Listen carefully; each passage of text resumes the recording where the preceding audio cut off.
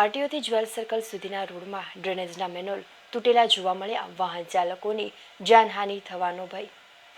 ભાવનગરમાં પ્રથમ ફ્લાયઓવરનું કામ વર્ષોથી મંદ ગતિએ ચાલી રહ્યું છે. આ ફ્લાયઓવરના કામને લઈને આરટીઓ સર્કલથી જ્વેલ સર્કલ સુધી સર્વિસ રોડ થોડા સમય પહેલા જ લોકોની સુવિધા માટે શરૂ કરવામાં આવ્યો છે, પરંતુ આ સર્વિસ રોડ ઘણા લાંબા સમયથી ડ્રેનેજનો મેનોલ તૂટી ગયેલો જોવા મળી રહ્યો છે અને ત્યાં કોઈ જાગૃત નાગરિક દ્વારા આ મેનોલને આડે કચરો ભરવાની રેકડી મૂકી દેવામાં આવે છે, જેથી કરીને કંઈ જાનહાનિ ન સર્જાય. પરંતુ પ્રશાસનને આ મેનોલ તૂટેલું ત્યારે જ દેખાશે જ્યારે આ મેનોલના કારણે કોઈ અકસ્માત સર્જાશે.